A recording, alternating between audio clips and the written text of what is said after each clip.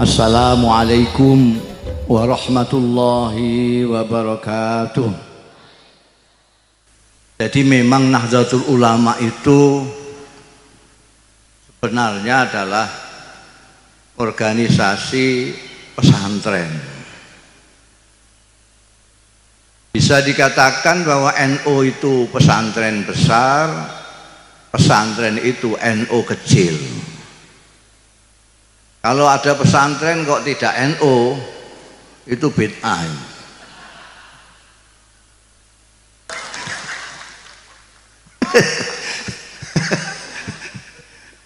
Sebab yang mendirikan Nahdlatul Ulama itu dulu ada Nahdlatul Wathon, ada Nahdlatul Thulab, macam-macam yang isinya para santri ingin bergerak untuk memperjuangkan kemerdekaan Indonesia. Tapi oleh kiai-kiai ini, kalau tidak kiainya yang maju, santrinya itu nggak maju ini. Santrinya harus didahului oleh kiainya. Maka kiai-kiai seperti Kiai Hasyim Asy'ari, Kiai Hasbullah, Kiai Bisri Samsuri, yang dari daerah seperti Kiai Maksum Lasem, Kiai Sirajuddin dari Pamekasan, dan lain, Kiai Usman dari Cepu, ini mendirikan Nahdlatul Ulama, kebangkitan ulama. Di bawah ulama adalah santri-santri. Ulama maju dulu, bangkit dulu, biar santri-santrinya ikut bangkit.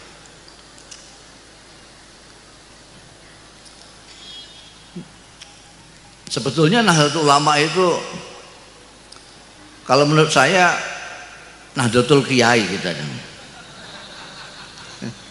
Sebab tidak sama. Ulama itu agak rancu. Kenapa? Karena ulama itu ada bahasa Arab, ada bahasa Indonesia, ada. Ulama bahasa Arab itu jamak, jamaknya alim. Tapi di Indonesia itu ulama mufrad. Sampai kalau percaya buka kamus Indonesia itu, kamus besar bahasa Indonesia, lihat. Ulama adalah seorang ahli agama. Seorang itu kan mufrad. Jadi majelis ulama itu bisa tidak kiai, tapi kalau kiai ulama itu. Kan Nahdlatul Ulama. Kenapa dipilih Nahdlah? Padahal Nahdlah itu bisa nuhud, bisa macam-macam. Nahdon, nuhud, dan Nahdlatan. Kenapa menggunakan masdar marrah? Karena keinginannya kiai-kiai pendiri Nahdlatul Ulama ini supaya bangkit sekali. Jangan kok bangkit tidur, bangkit tidur, bangkit tidur, enggak. Bangkit sekali. Ini saya katakan supaya NU yang sekarang tahu itu. Ojo turu, Bang. Soalnya itu bawaannya orang yang mapan itu ngantuan. Sekarang sampai lihat aja orang yang gedibakan gini, wow, pertentangan sana begini, itu belum mapan. NU kalem sudah mapan, malah kekaleman kadang-kadang ketiduran.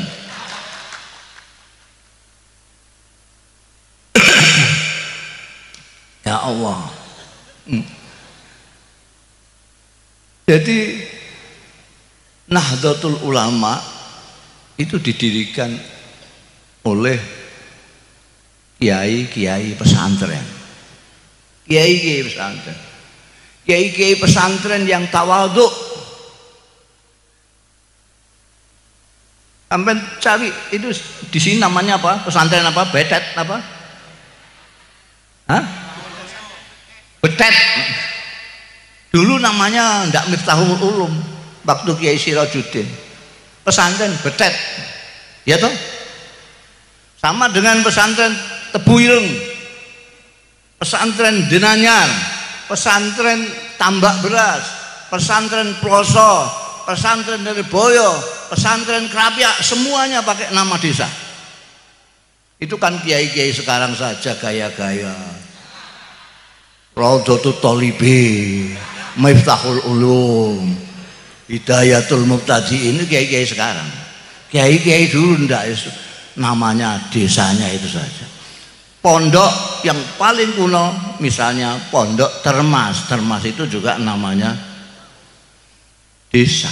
Sampai dibawa menjadi tokoh internasional Syekh Mahfud At-Turmusi dari Termas, Abdul Muhaimin Al-Lasmi dari Lasem, Syekh Khotib Al-Minangkabawi dari Minangkabau, Syekh Yasin Al-Fadani dari Padang. Ini kiai-kiai yang makanya cirinya NU itu desa. Desa. Nah sekarang ini orang desa itu gayanya kepengin jadi orang kota. Nah ini yang rusak sebetulnya itu. Diserbu oleh kota, lalu kepengin orang desa itu seperti orang kota. Kelihatannya orang kota kok gagah gitu. Terus kepengin gagah. Orang kota itu berislam kan gagah itu. Gagah dan kadang-kadang malah menakutkan. Saking gagahnya itu. Bid'ah, musyrik, kafir. Itu langsung gitu. Itu orang desa, wah gagah sekali ini. Ini baru bagus. Apa kiai-kiai di desa itu dulu saja tidak pernah melihat langit. Kiai-kiai di desa tidak pernah lihat langit, tangking tawaduknya. Orang kota mengira bahwa kiai yang tunduk itu kiai yang lemah. Bodoh dia, nggak tahu namanya tawaduk. Orang sekarang ini membenturkan kiai NU dengan habaib. Sampai lihat loh, siapa yang menghormati Habib? Siapa? Tidak ada. Yang nyucuk tangannya Habib tidak ada kecuali orang NU. Silahkan lihat. Kok sekarang udah hantem tabrak-tabrak no Habib sama kiai NU. Kalau nggak ada NU, nggak ada yang menghormati orang-orang itu, Habib yang dari itu. Kita lihat sejarah saja. Ya Allah, kalau saya itu kiai-kiainan, tidak kiai betulan. Saya kadang-kadang jadi seniman. Saya pernah lihat pameran lukisan di Magelang sana, itu ada museum lukisan besar sekali. Ada pameran lukisan, saya nonton.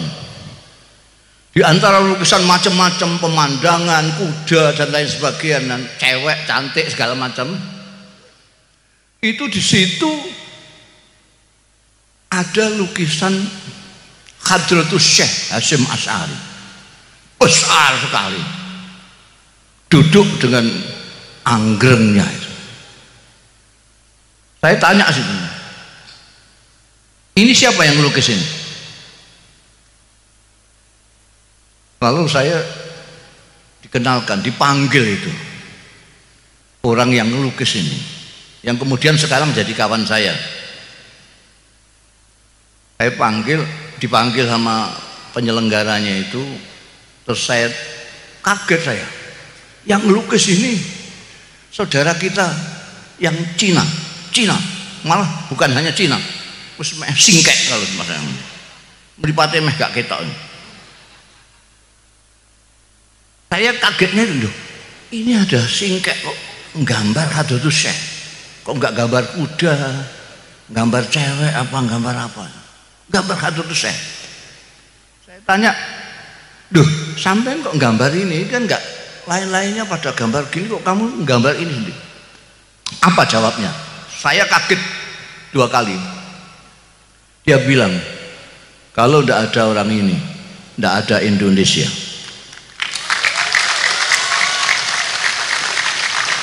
Saya itu merinding. Duh, saya dekati sampai ini Dia ternyata tahu sejarah. Saya terus teringat, saya menemukan buku bahasa Arab terbitan Kuwait. Yang menulis buku itu Sayyid Muhammad Asad Shihab. Dia adalah dulu wartawan yang mengcover berita revolusi Indonesia di Indonesia ini. Jadi mulai sebelum kemerdekaan beliau sudah mengcover berita-berita di Indonesia ini. Buku yang saya temukan itu bukan saya temukan, saya dihadiahi oleh Allah yarham Kiai Abdul Mukhid Muzadi, penasihatnya Rois Am Kiai Ahmad Siddiq dulu. Judulnya buku itu Al-Allamah Muhammad Hashim Asy'ari Wadi'u Labinati Istiqlali Indonesia. Kalau diterjemahkan itu Maha Kiai Muhammad Hashim Asy'ari, peletak batu pertama kemerdekaan Indonesia. Internasional yang menyoroti Indonesia.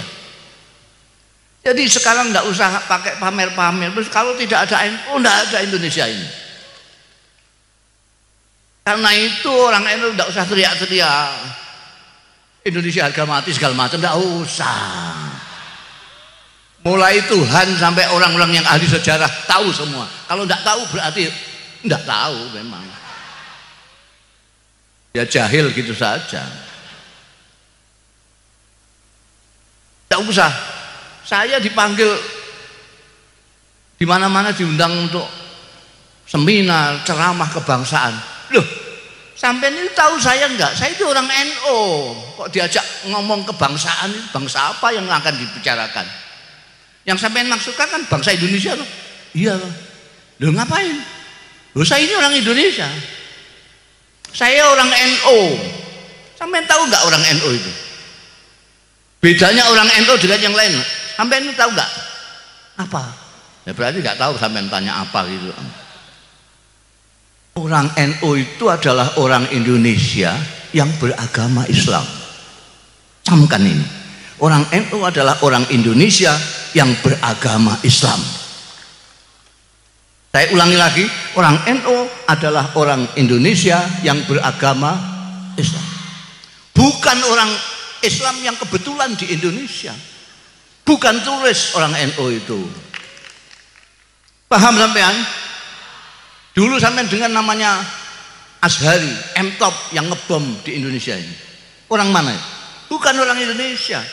Bisa dipahami lah sedikit kalau ngebom Indonesia, karena dia bukan orang Indonesia. Tapi kalau ada orang Indonesia kok ngebom Indonesia, itu otaknya miring itu.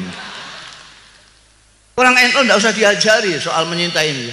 Saya ini kemarin satu-satunya kiai atau kiai pertama, mudah-mudahan akan terus kiai pertama yang mendapat anugerah tentang hak asasi manusia, pejuang hak asasi manusia. Saya pidato di hadapannya orang-orang pinter-pinter. Wah, tidak ada yang tidak doktor itu, profesor, doktor. Padahal saya itu intelek kendilen, pesantren tos yang tidak pernah sekolah, kecuali sekolah intelek kendilin itu dari kendil itu loh, ngeliwat sendiri di pesantren itu. Saya hanya mondok di Lirboyo, kemudian di Krapiak Jogja, kemudian di ayah saya sendiri Rembang karena kurang biaya. Saya ngomong sama hadirin ketika penyerahan anugerah itu. Saya tidak tahu apa yang namanya HAM yang dicetuskan di Barat pada abad ke-7. Saya tidak tahu apa itu nasionalisme. Saya tidak tahu. Isme itu dari Barat saya tidak tahu. Kalau Gus Dur tahu karena dia pernah sekolah, karena beliau intelek, orang kota. Saya ini orang desa. Tahu saya, kiai saya di pesantren mengatakan kepada saya bahwa Indonesia ini rumah kamu. Itu saja. Dan itu yang saya apalkan sampai sekarang. Kiai saya mengatakan Indonesia itu adalah rumahmu. Kamu sujud di tanah Indonesia itu. Kamu menghirup udara Indonesia itu. Itu saja. Saya tidak tahu ini ada kaitannya dengan nasionalisme atau tidak. Nah, ini kebanyakan kiai-kiai NU itu begitu. Dulu Kiai Sirajuddin, Kiai Wahab Hasbullah, Kiai Bisri Samsuri, Kiai Hashim As'ari, Kiai Muhaimin, Kiai Baidawi, Kiai Maksum, segala macam itu di sana ketika sekolah, ketika ngaji di Mekah. Mekah pada waktu itu ngajinya di Masjidil Haram. Itu setiap kali kiai-kiai itu di Multazam, yang saya tahu adalah Kiai Hashim As'ari dengan kawan-kawannya yang dari Malaysia, dari Pakistan semua. Itu apa yang tidak pernah lupa dimohonkan kepada Allah Ta'ala? Mereka memohon kemerdekaan Indonesia. Jadi kalau bicara tentang kebangsaan jangan dengan orang NU. NU itu senajan kecewa. Ini sekarang banyak NU kecewa karena apa namanya, dianggapnya kok enggak ada menterinya yang NU itu. Mereka lupa bahwa wakil presiden itu NU. Mereka lupa Pak Mahfud MD itu NU. Dia orang Madura kok enggak NU, itu sudah lupa pusernya itu. Dong di tanah Jawa sana terkenalnya itu orang Madura itu agamanya NU. Itu terkenalnya di mana-mana.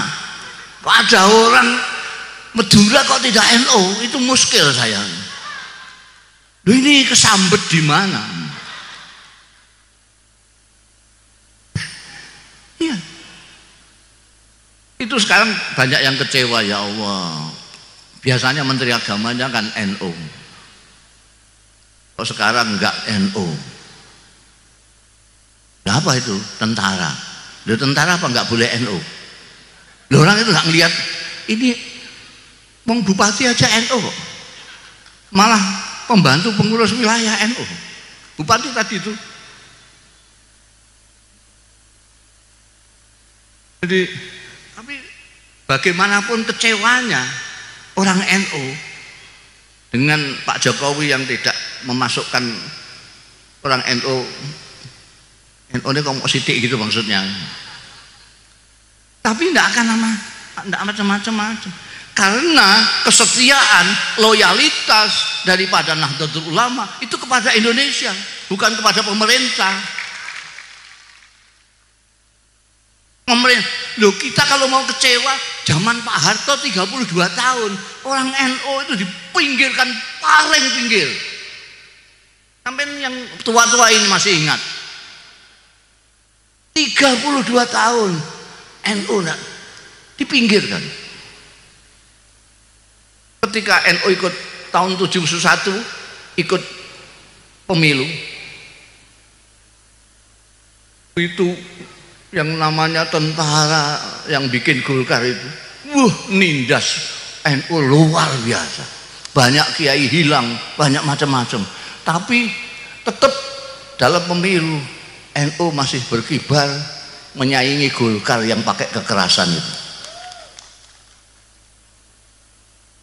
Habis gitu, saking takutnya sama NU, terus dibonsai, dijadikan P3. Bareng-bareng yang lain Parmusi sak pitulute itu yang tidak punya umat itu, yang punya umat mau NU tok. P3 itu warisan barokah dari Pak Harto. Berarti semua partai Islam dikumpulkan di situ supaya Pak Harto gampang caranya mengontrol itu. NU bisa. Selama Pak Harto masih jadi presiden, tidak ada orang NU di P3 yang pernah menjadi pimpinan. Ingat sejarah ini. Padahal isinya sampai ke bawah itu orang NU semua. Mulai Mintarja, Naro, sampai Hasan Mitariam semua. Yang belakangan ketika Pak Harto lengser baru orang NU Hamzah Has naik jadi pimpin.